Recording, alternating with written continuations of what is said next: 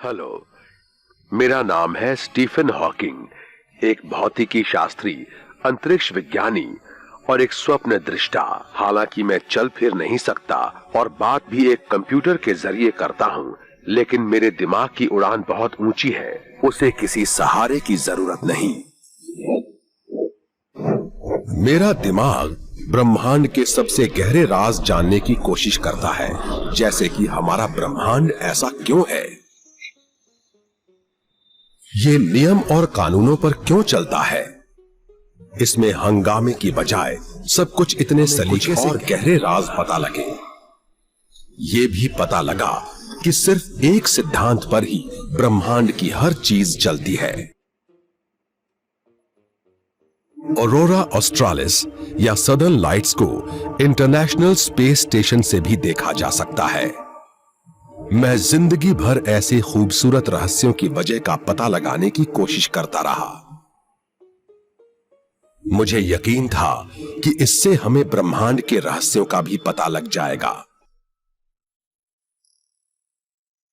ये तलाश थी उस चीज की जिसे मैं ग्रैंड डिजाइन कहता हूं, ब्रह्मांड की असली कुंजी। अच्छी खबर है कि वो शायद हमें मिल चुकी है, करीब करीब। वहां तक पहुंचने का हमारा सफर बड़ा ही मुश्किल सफर था। इसकी शुरुआत हुई थी करीब 350 साल पहले इंग्लैंड के एक छोटे से शहर कैम्ब्रिज में।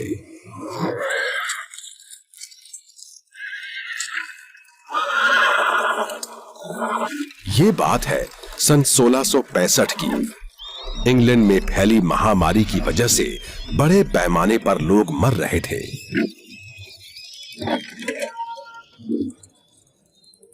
महामारी से बचने के लिए छात्र आइजैक न्यूटन शहर से भाग निकले।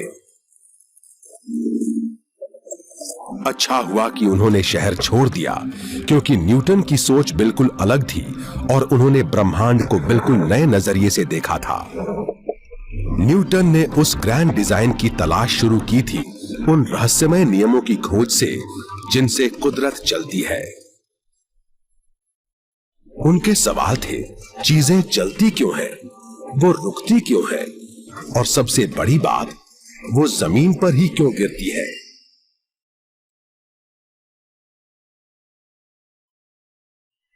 आपको शायद ये लगे कि इन सवालों के जवाब जानकर भला दुनिया कैसे बदलेगी, मगर दुनिया बदली थी, क्योंकि न्यूटन ने पता लगाया कि ब्रह्मांड के ताने बाने के अंदर एक बल तो है जिससे हर चीज एक दूसरे की ओर खिंचती है। वो बल था गुरुत्वाकर्षण। गुरुत्वाकर्षण सिर्फ पृथ्वी पर ही नहीं, पूरे ब्रह्मांड में काम करता है और उसकी ताकत कुछ बुनियादी चीजों पर निर्भर करती है। वो है उन चीजों का भार और उनकी एक दूसरे से दूरी। इन सवालों के जवाब ढूंढने के लिए न्यूटन ने गणित की एक बिल्कुल नई भाषा बनाई, जिसे नाम दिया कैलकुलस।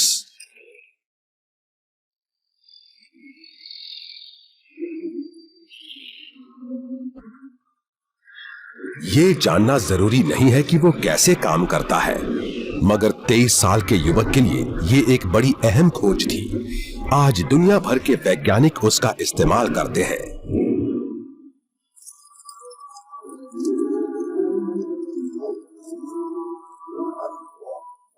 न्यूटन की कोशिशों की वजह से आज हम हर चीज का पता लगा सकते हैं। तारों के चारों ओर घूमते ग्रह हो, या ग्रहण का सही वक्त हो, या फिर बारिश की बूंदों की दिशा। आज भी हम वही कर रहे हैं जो न्यूटन ने किया था। हालांकि हमारा काम बड़ा ही जटिल लगता है, पर यह बड़ा आसान है। हम उस छिपे हुए मैकेनिज्म का पता लगा रहे हैं जो हर चीज के अंदर है। हम सिर्फ यही कर सकते हैं क्योंकि हम उन महान वैज्ञानिकों के कंधों पर सवार हैं जिन्होंने ब्रह्मांड के काम करने के तरीके की एक एक कड़ी जोड़ी थी। उन महान वैज्ञानिकों में से एक थे मेरे एक और आदर्श, जेम्स क्लार्क मैक्सवेल। मैक्सवेल को प्रकाश से खास लगाव था और इसी लगाव से उन्होंने सन 1861 में कलर फोटोग्राफी की खोज की थी। मगर ये तो उस कामयाबी की शुरुआत थी जो इस महान वैज्ञानिक ने हासिल की थी। उसी वक्त उन्होंने फिजिक्स के उस बिल्कुल अलग साम्राज्य की जांच पड़ताल शुरू की थी जिसने सब कुछ बदल डाला था। ये था मैग्नेटिज्म और इलेक्ट्रिसिटी के बीच का वो जादुई, अनोखा और चौंकाने वाला कनेक्शन।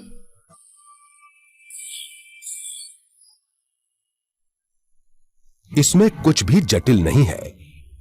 अगर हम एक तार के करीब चुंबक ले जाते हैं तो तार में बिजली की धारा बहने लगती है।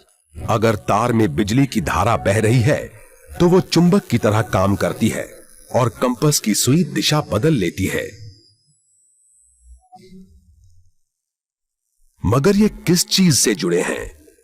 मैक्सवेल मानते थे कि मैग्नेटिज्म और इलेक्ट्रिसिटी एक ही सिक्के के दो पहलू हैं। ऊर्जा की वो धारा जो इलेक्ट्रिकल भी है और मैग्नेटिक भी। उन्होंने उसे इलेक्ट्रोमैग्नेटिक वेव कहा। तभी एक चौंकाने वाली बात सामने आई। हिसाब लगाने पर पता लगा कि ये बेहद तेज रफ्तार से चलती हैं। 2,99,338 किलोमीटर प्रति सेकंड की रफ्तार से। ये वही रफ्तार थी जो पहले से ही प्रकाश की रफ्तार मानी जा रही थी। इससे वो एक चौंकाने वाले नतीजे पर पहुंचे। प्रकाश भी एक इलेक्ट्रोमैग्नेटिक वेव है।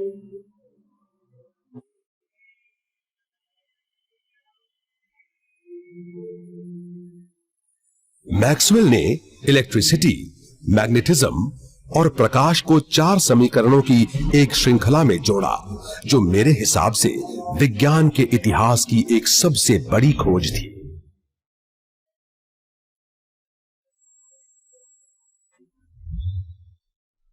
उन समीकरणों को मैक्सवेल के नियम कहते हैं। ये उत्तरी और दक्षिणी ध्रुवों पर रोशनी का शानदार नजारा पेश करने वाली से लेकर आज की दुनिया चलाने वाली इलेक्ट्रिकल और कम्युनिकेशन टेक्नोलॉजी को संचालित करते हैं। आज की दुनिया की हर मशीन, चाहे वो कंप्यूटर हो या पावर स्टेशन या फिर वॉशिंग मशीन, हर चीज मैक्सवेल के बताए नियमों पर ही चलती है। इलेक्ट्रोमैग्नेटिज्म ने हमारी पृथ्वी को रोशन कर रखा है। ये सबूत है उस आला दिमाग शख्स की सोच का। मगर प्रकाश मैक्सवेल की उम्मीद से कहीं ज्यादा दिलचस्प चीज है। हालांकि वो ये नहीं जानते थे, मगर उन्होंने उस ग्रैंड डिजाइन का एक बड़ा ही अहम सुराग ढूंढ निकाला था। वो सुराग था प्रकाश की रफ्तार। प्रकाश एक तरंग है जो बिना किसी माध्यम के बहती है। कितनी अजीब बात थी। और ये कहना कि उसकी रफ्तार भी नहीं बदलती, ये तो और चौंकाने वाली बात थी। ये तो अच्छा है कि हमको ऐसी चौंकाने वाली बातें ही पसंद आती हैं, क्योंकि वो अक्सर नई खोज की ओर ले जाती हैं। इस खोज की वजह से ही आज तक की सबसे बड़ी खोज हो पाई। प्रकाश की रफ्तार नहीं बदलती। इस खोज ने ब्रह्मांड के बारे में हम वैज्ञानिकों की राय ही बदल दी। उसके बाद आए मेरे एक और आदर्श, एल्बर्ट आइंस्टाइन, जिन्होंने प्रकाश की फितरत के बारे में एक गहरा राज खोला। उन्होंने ऐसा कैसे किया, ये बताने के लिए मैं आपको ले चलता हूं अपने बचपन में। मेरी पुरानी खिलौना ट्रेन से हम साबित कर सकते हैं कि आइंस्टाइन ने प्रकाश की निश्चित रफ्तार पर जो सवाल उठाए थे, उसका ब्रह्मांड पर क्या असर हुआ। आइंस्टाइन ने एक बड़ा मामूली सा सवाल उठाया था। ये मामूली सी ट्रेन जैसी कोई चीज कितनी तेजी से चल सकती है। ये बात 1950 के दशक की है और तब खिलौना ट्रेन भी उतनी अच्छी नहीं होती थी। मान लेते हैं कि ये करीब 1.5 किलोमीटर प्रति घंटा की रफ्तार से चल रही है। लेकिन अगर आपने इसे देखने का एंगल बदल लिया तो इसका जवाब भी अलग होगा।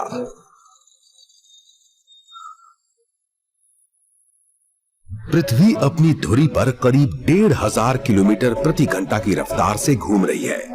वहां ऊपर से देखने पर मेरी ट्रेन ज्यादा तेजी से चलती नजर आएगी। पृथ्वी करीब 1 लाख किलोमीटर प्रति घंटा की रफ्तार से सूरज का चक्कर लगा रही है।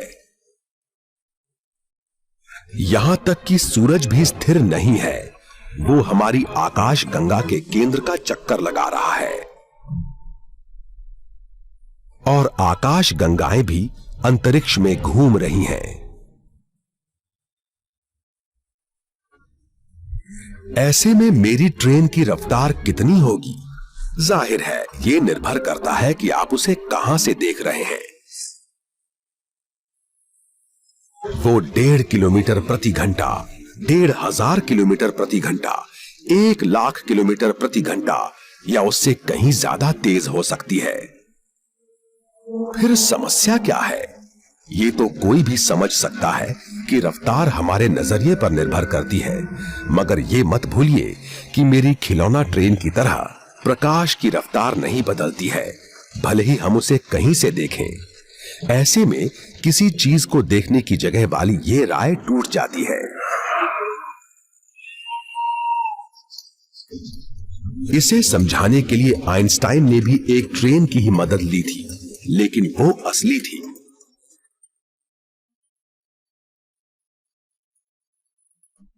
उन्होंने एक थॉट एक्सपेरिमेंट किया और पूछा कि सिगरेट लाइटर जैसी मामूली सी चीज को जलाने पर अलग अलग नजरिए से देखने वाले लोगों को वो कितना अलग नजर आएगा। उन्होंने कल्पना की कि एक आदमी रेल के डिब्बे के बीच में एक लाइटर से खेल रहा है और उस डिब्बे के दोनों किनारे पर खड़े 2 लोग देख रहे हैं। दोनों लाइटर से बराबर दूरी पर है।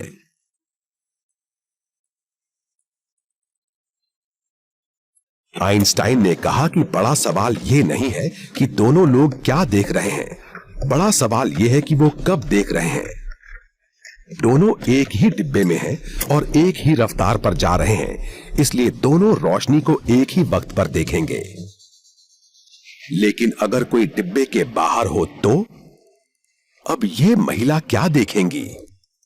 इनके नजरिए से ट्रेन आगे जा रही है, इसलिए प्रकाश की किरण भी थोड़ा आगे जाएगी, तब वो आगे वाले शख्स तक पहुंचेगी। मगर दूसरी तरफ पीछे की ओर खड़े शख्स की ओर जाने वाली किरणें थोड़ी कम दूरी तय करेंगी, क्योंकि वो उनकी ओर आ रहा है। ये देखती हैं कि प्रकाश की किरणें पीछे वाले आदमी के पास आगे खड़े आदमी के मुकाबले ज्यादा जल्दी पहुंचती हैं। इसका मतलब है कि ट्रेन के चलते डिब्बे के अंदर कोई बैठा हो तो उसके लिए कोई घटना एक ही वक्त पर होती है, लेकिन अगर प्लेटफॉर्म पर खड़ा हो तो वो अलग अलग वक्त पर होती है।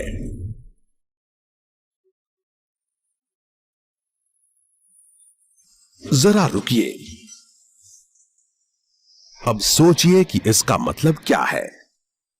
मतलब तो यही है कि हम ये नहीं बता सकते कि कोई घटना एक खास वक्त पर हुई है या नहीं। सच्चाई इस बात पर निर्भर करती है कि आप उसे कहां से देख रहे हैं। अब अगर इसी बात को हम ब्रह्मांड के पैमाने पर ले लें तो मामला और उलझ जाता है। अगर सच्चाई इस बात पर निर्भर करती है कि हम कहां खड़े हैं, तो हमें कैसे पता लगेगा कि ब्रह्मांड के अंदर क्या चल रहा है?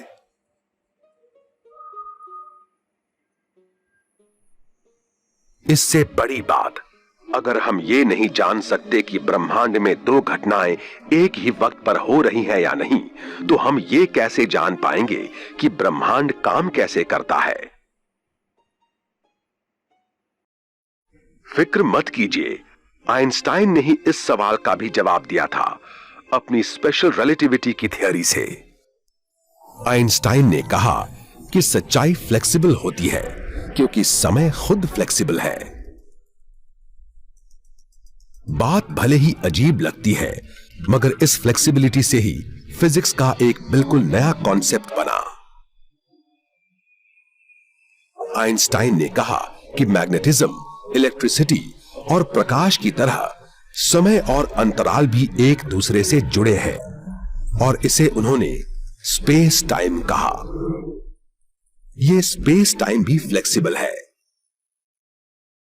उसे मोड़ा जा सकता है और तारे, ग्रहों और तारा मंडलों के भार के नीचे दबाया भी जा सकता है।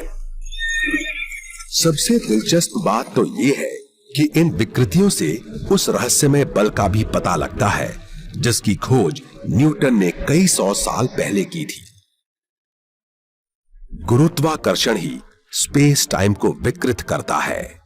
भले ही समय या अंतराल को मोड़ने की बात आपके लिए मुश्किल हो, पर ऐसा है नहीं। मान लीजिए कि एक बोट एक शांत झील में बिल्कुल सीधे रास्ते पर जा रही है और वो झील अंतहीन है। वो शांत झील स्थिर स्पेस टाइम जैसी है। अब मान लीजिए कि उस झील के तल पर एक बड़ा सा गड्ढा बन जाता है और सारा पानी उसमें बह जाता है।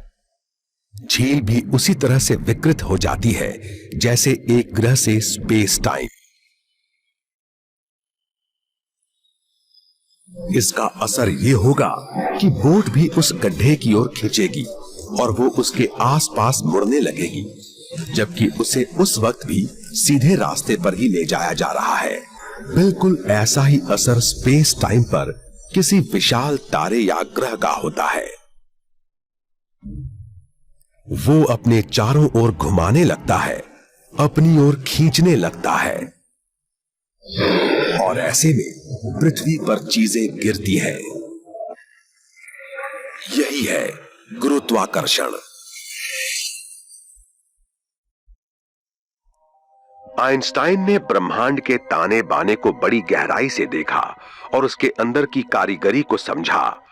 प्रकाश की निश्चित रफ्तार का पता लगाने के 10 साल बाद उन्होंने पता लगाया कि समय और अंतराल के विकृत होने पर कुदरत का बुनियादी बल गुरुत्वाकर्षण भी कम होता है। उनकी ये खोज हमें ब्रह्मांड की उस गुप्त कुंजी की खोज के और करीब ले आई।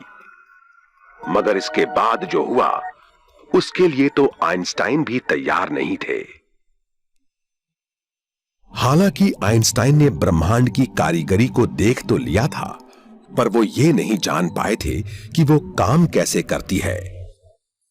उनके सिद्धांत प्रकाश की रफ्तार पर आधारित थे, बेहद तेज तरंगों पर जो अंतरिक्ष के खालीपन में बहुत तेजी से बढ़ती है, पर उनसे ये पता नहीं लगता कि वो तरंगे आखिर हैं क्या। इस सवाल का जवाब दिया सन 1919 में एक जर्मन थियरिस्ट थियोडोर कलुत्ज़ा ने। गुरुत्वाकर्षण के बारे में आइंस्टाइन की राय से प्रेरणा लेकर कलुत्ज़ा ने सोचा कि क्यों ना इसे इलेक्ट्रोमैग्नेटिज्म और प्रकाश पर भी आजमाया जाए। क्या प्रकाश तरंगे स्पेस टाइम की सबसे बड़ी विकृति है, ब्रह्मांड के ताने बाने में उठने वाली तरंगों जैसी? ये एक बड़ा सवाल था और जवाब मिला हां। इतने आला दिमाग होने के बावजूद कलुत्ज़ा गलत वक्त पर सामने आए थे। उनकी इस राय को फिजिक्स की एक नई विचारधारा ने खारिज कर दिया, क्योंकि वो हर बात पर सवाल करती थी। वो थी क्वांटम मैकेनिक्स। ये वो दौर था जब फिजिक्स ने ब्रह्मांड की कुछ बहुत ही छोटी चीजों का अध्ययन शुरू किया था।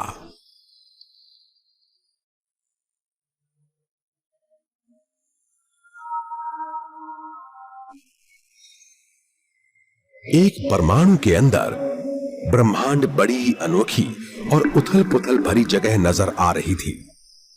एक ऐसी जगह जहां के नियम लागू नहीं होते थे। ये दुनिया कितनी अनोखी थी, इसका पता लगता है एक बड़े ही मामूली से प्रयोग से, जिसमें इस्तेमाल किए गए थे बड़े ही छोटे-छोटे कण, इलेक्ट्रॉन। इसमें इलेक्ट्रॉन्स की बौछार की गई एक डिटेक्टर की ओर दो छोटी दरारों के बीच। आम धारणा तो यही थी कि वो इलेक्ट्रॉन्स सीधा उन दरारों के पार जाकर डिटेक्टर पर इन दो हाइलाइटेड जगहों से टकराएंगे, मगर ऐसा हुआ नहीं। हुआ ये कि डिटेक्टर ने एक पैटर्न बनाया जिसमें सिर्फ 2 नहीं बल्कि कई लाइनें थीं। किसी ने सोचा भी नहीं था कि इलेक्ट्रॉन्स या इतनी छोटी कोई चीज ऐसा भी कुछ कर सकती है। इन छोटे छोटे इलेक्ट्रॉन्स ने फिजिक्स के नियम तोड़ दिए थे।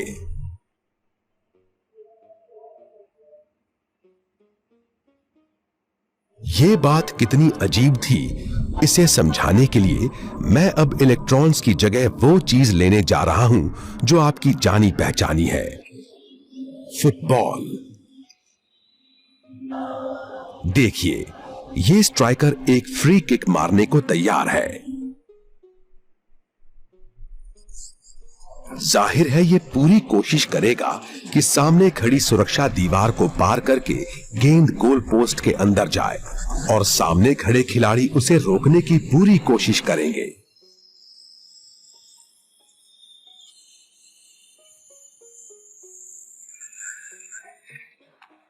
अभी तक तो सब ठीक है,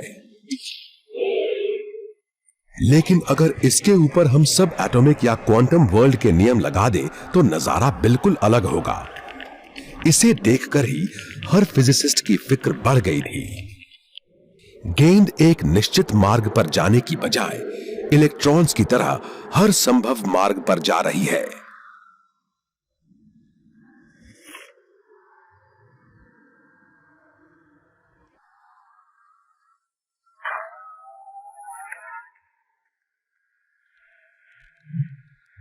इससे गोलकीपर के पास कोई मौका ही नहीं रहता।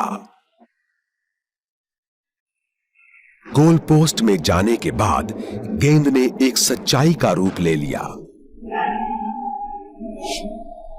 मगर उससे पहले वो हर जगह नजर आ रही थी। कहा था ना, ये बात अजीब है।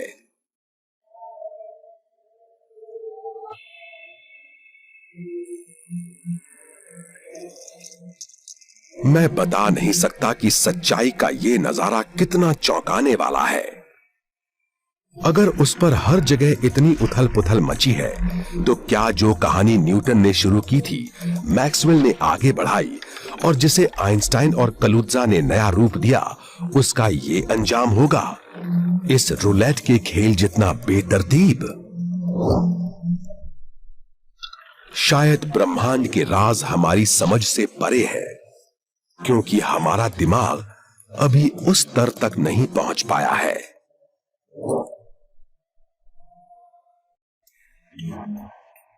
हम फिजिसिस्ट के लिए सबसे ज्यादा परेशान करने वाली बात थी उस सब एटॉमिक की उथल पुथल और हमारी असली दुनिया में सलीके से होने वाली हर चीज के बीच का इतना बड़ा फर्क। मगर यह ज्यादा समय तक नहीं रहा। 1950 के दशक में एक शख्स ने उस बेतरतीबी और संभावनाओं पर अपनी राय दी। ये है रिचर्ड फाइनमैन, पार्टियों के शौकीन, माहिर जुआरी, मगर बेहद आला दिमाग। फाइनमैन ने अपने पसंदीदा खेल के गणित को क्वांटम वर्ल्ड की अनिश्चितताओं से जोड़ दिया। उनका दावा था कि जिस तरह रूलेट की गेंद लॉज ऑफ चांस का पालन करती है, वैसे ही इलेक्ट्रॉन भी करता है। हर खिलाड़ी जानता है कि वो ये दावा नहीं कर सकता कि गेंद किस नंबर पर गिरेगी, मगर वो संभावनाओं पर चलता है और 37 बार में से एक बार उसका तीर सही निशाने पर लगने की उम्मीद होती है। इसी संभावना के आधार पर फाइनमैन ने वो खास नियम बनाए जिनके आधार पर शायद कोई खास क्वांटम घटना होती है। जब उन्होंने क्वांटम वर्ल्ड को साध लिया, तब विज्ञान भी असमंजस के कगार से बाहर आ गया।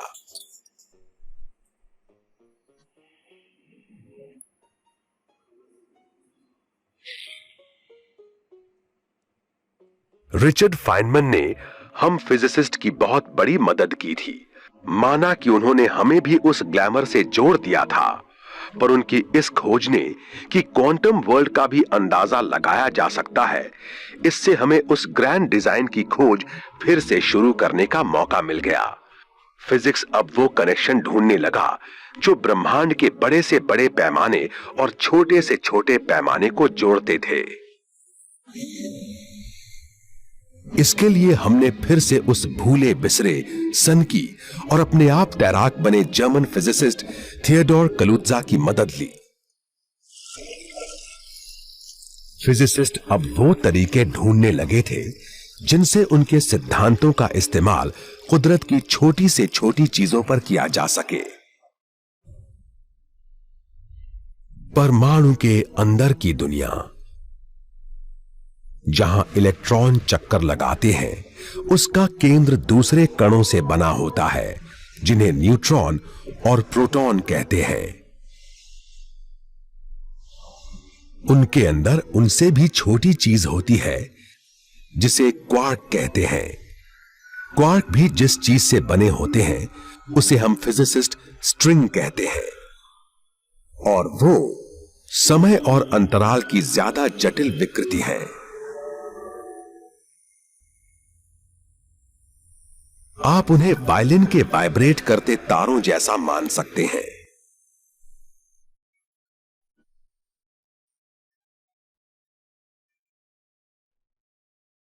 जिस तरह से वायलिन के तार वाइब्रेट करके अलग अलग सुर बजाते हैं, वैसे ही सब एटॉमिक तार के वाइब्रेट करने पर अलग अलग किस्म के बुनियादी कण बनते हैं।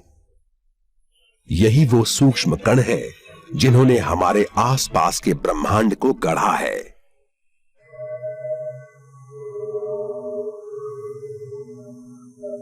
कलुत्जा और आइंस्टाइन के सिद्धांतों पर आधारित स्ट्रिंग थ्योरी कहती है कि तारों के वाइब्रेशन से स्पेस टाइम में बड़े ही सूक्ष्म पैमाने पर विकृति पैदा होती है, और वो ये काम दिमाग चकरा देने वाले 10 आयामों में करते हैं।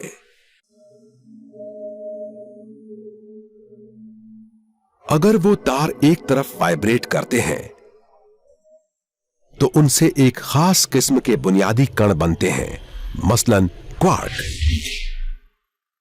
लेकिन जब वो दूसरी तरफ वाइब्रेट करते हैं तो उनसे न्यूट्रिनो बनते हैं, जो एक अलग किस्म का कण है। मगर अब सुनिए अक्ल की बात। स्ट्रिंग थ्योरी से हम ये पता लगा सकते हैं कि ये कण जिस तरह से संगीत के सुरों की तरह एक दूसरे के संपर्क में रहते हैं, वो वैसा क्यों करते हैं।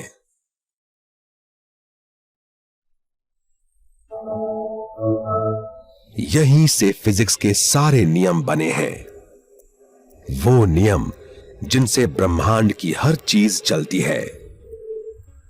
चाहे बात ब्लैक होल के व्यवहार की हो या तारों के पैदा होने या मरने की।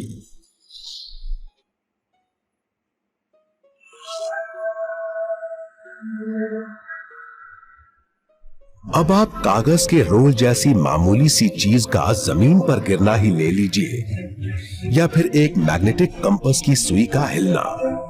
ये मामूली से मगर बुनियादी काम भी स्ट्रिंग थ्योरी के नियमों पर ही होते हैं।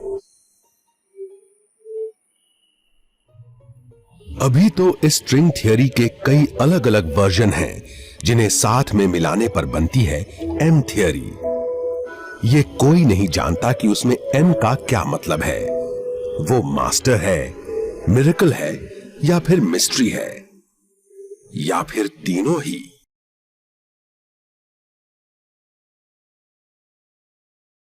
कुछ भी हो, अभी हमें काफी काम करना है, मगर पूरी होने से पहले ही इस एम थ्योरी ने एक कमाल की भविष्यवाणी की है। हमारा ब्रह्मांड इकलौता नहीं है, इसके जैसे कई और ब्रह्मांड हैं।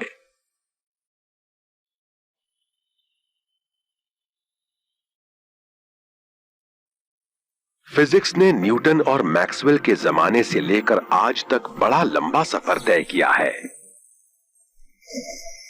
मुझे इस बात की बड़ी खुशी है कि मैं उस दौर में हूं जो एक ऐतिहासिक मोड़ साबित हो सकता है। टोरंटो के पास मौजूद perimeter institute for theoretical physics में अपने सहयोगियों के साथ मैं ये सोच रहा था कि स्ट्रिंग थियरी के मुताबिक ब्रह्मांड में हमारी क्या हैसियत है।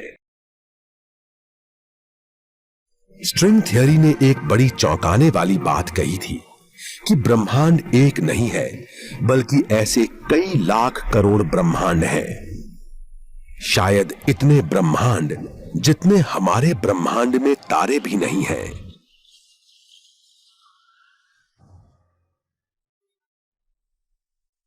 इसे अच्छी तरह से समझने के लिए आप फिर से याद कीजिए कि स्ट्रिंग थियरी के तार वायलिन के उन तारों जैसे ही हैं जिनसे संगीत के सुर निकलते हैं। इन तारों के हर कंपन से बुनियादी कण पैदा होते हैं और कुदरत की शक्तियों को बल मिलता है और उनसे ही हमारे ब्रह्मांड की हर चीज बनी है।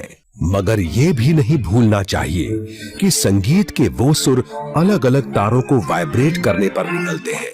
अगर देखें तो वो अलग अलग सुर अलग अलग कण और कुदरत की अलग अलग शक्तियां पैदा करेंगे, जिससे एक अलग ब्रह्मांड बनेगा। सुर बदलते ही एक अलग ब्रह्मांड बन जाएगा। जिस तरह से वायलिन के तारों से अनगिनत सुर बन सकते हैं, वैसे ही कई लाख करोड़ ब्रह्मांड भी बन सकते हैं। हम उन्हें देख नहीं पाते क्योंकि वो हमारे ब्रह्मांड की सीमाओं से बहुत दूर हैं और उन सब का अपना इतिहास है, अपनी खूबियां हैं। कुछ बड़े अस्थिर भी हैं जो टूटकर वहीं चले जाते हैं जहां से आए थे।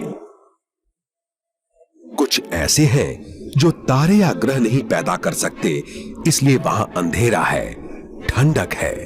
मगर कुछ बड़े होते हैं और हमारे ब्रह्मांड की तरह तारे और तारा मंडल बनाते हैं। हो सकता है कि एक दिन हमें एक ऐसा ब्रह्मांड मिल जाए जो बिल्कुल हमारे ब्रह्मांड जैसा ही हो और हम वहां रह सकें। हमारे वजूद का मतलब है कि हमारा ब्रह्मांड हमारे रहने के लिए सही है। जाहिर है, ब्रह्मांड की कुंजी की तलाश में हमें जो नतीजे मिले हैं, उनकी हमने कल्पना भी नहीं की थी। हमें शायद दूसरे ब्रह्मांडों की कुंजी भी मिल गई है। लगता है जैसे एम थियरी नियमों का वो सिस्टम है जिससे हर चीज संचालित होती है। यही है